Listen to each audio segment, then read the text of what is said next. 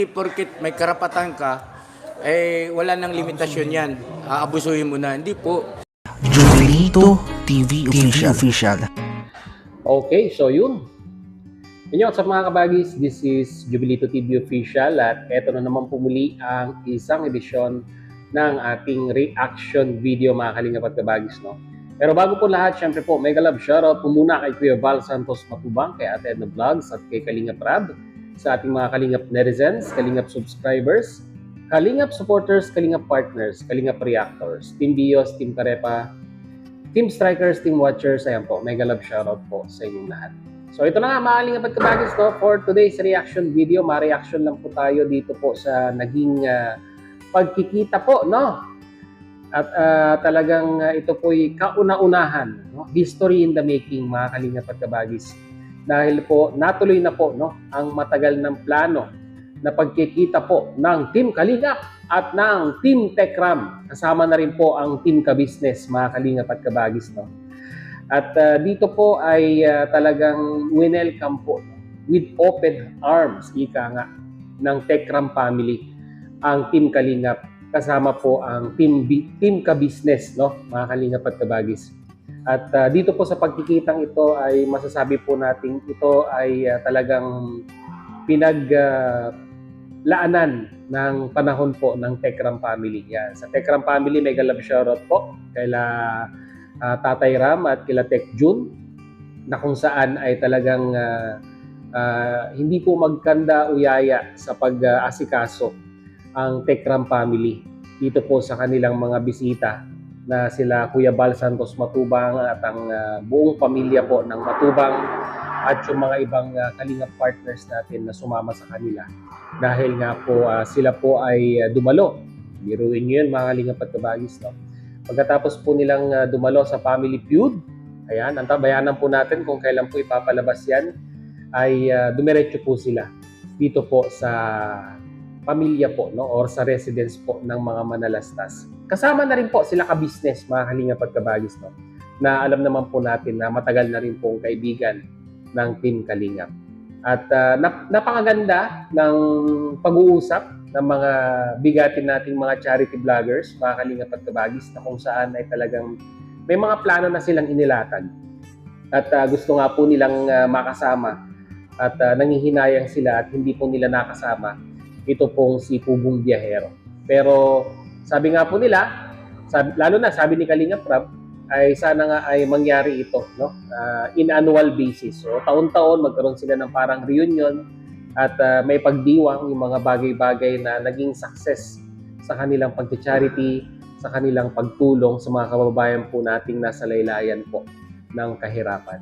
Pero sabi nga po ni Kuya Val, maisingit ko lang dahil yun po yung gagawin po natin ng reaction video ngayon, ay ito pa lang sa ka-business mga Kalingap at kabagis ay hindi rin nakakaligtas sa mga bashers. Kaya nga po may panawagan itong si ka-business regarding po sa mga bashers na iyan. At ano yung mga payo ng mga bigatin nating charity vlogger katulad po ni Kalingap Rab, ni Kuya Val at ni Tatay Ramil? Well, pakinggan po muna natin yung panawagan ni ka-business mga Kalingap at kabagis. So narito po yun, panoorin po natin.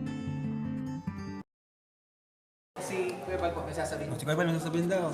Mapaalam ka daw siya. Hindi, si ano po, si ka-business, nagsumbong. Marami na siyang bashers ngayon. Marami akong basher ngayon. Si Kuya Val, sinabi na nagsumbong ako, tapos binigay sa akin yung mic.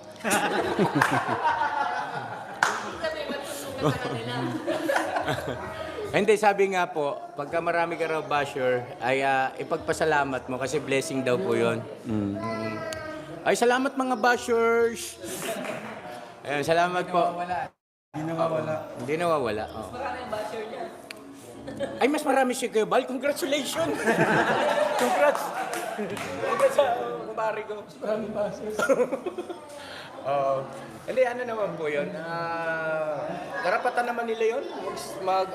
Mag-comment. Pero sana, makikisuyo lang. Kumbaga, huwag natin kalimutan yung tinatawag na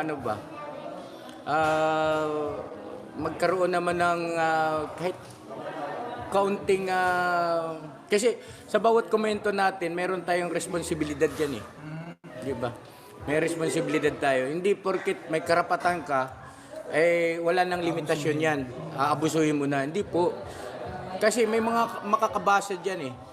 So, dapat pa rin natin sa alang-alang, totoo ba yung sinasabi mo? No? O talagang gusto mo lang mang-asar? Kasi baka mamaya kami ang bumalik mang-asar sa inyo, hindi nyo kayanin. Di ba? O, ganun lang naman po yun. Kumbaga, magkaroon din naman ng konting konsiderasyon naman kasi may kanya-kanya rin tayong pamilya. No? May kanya-kanya rin tayong pamilya at mayroon din tayong mga iniingatan na alam yun sabi nga, gabuhok na reputasyon ay ingatan natin. Ayun lang po. So yun na nga no, mga kalingap at kabagis, no, may punto naman si ka-business, no, regarding nga po sa pambabash. Well, actually, yung pambabash na yan, normal na yan sa mga content creator. Kumbaga, parte na ng kanyan parte na ng pagiging isang content creator ang magkaroon ka ng bashers. Pero sabi nga po ni ka-business is wala naman daw pong problema, karapatan ng mga netizens na magbigay ng kanilang opinion.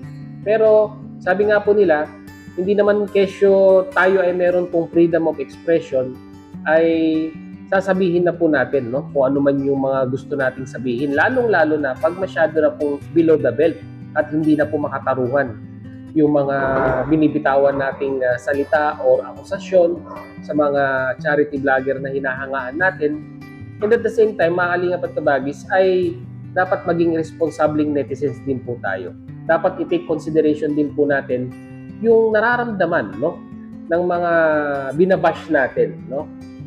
Pero sabi nga po nila, blessing din daw po yan. Sabi nga po ni ka-business, sa mga bashers daw po ay blessings din. Which is, totoo naman po, mga kalingap at kabagis. Dahil parte rin po sila ng community. Di ba? Kumbaga sila yung nasa oposisyon kung politika po ang pinag-uusapan, mga kalingap at kabagis. Pero ang ganang kay ka-business lang, ay maging considerate sa pagko-comment at sa pagbibigay ng komento, mga kalingap at kabagis. So, yun din po ang dito, ang masasabi ko po, mga kalingap at kabagis sa mga bashers. Wala namang nagbabawal na mag-comment kayo ng inyong opinion sa comment section or sa live comment pag nagla-live, pero be considerate, At pag-isipan din po natin yung mga sinasabi natin na hangga't maaari, ay dapat, sabi nga po nila, ay makatarungan, Tayo po ay umoposisyon sa mga bagay-bagay na hindi nagkakasunduan, pero sabi nga po nila, ay dapat nasa maayos at makatarungang pagja-justify ng ating komento. So yun lang po, mga kalingap at kabagis, ang ating reaction video for today, at supportahan po natin ang ating mga charity vlogger, sila Kuya Val Santos Matubang, Kalingap Rab, sila Tekram, yan, sila Tate Ramil, si Tek Jun, at ang pamilya po, or ang team ka-business, mga kalingap at kabagis. Sama niyo na rin si Jubilito TV Official pag hindi niyo pa po na-subscribe. So yun, hanggang dito na lang. Once again, this is Jubilito TV Official, proud member po ng Team Coos at ng Team Bios. As I always say, mga kalingap at kabagis, peace, God first, God bless po. Bye!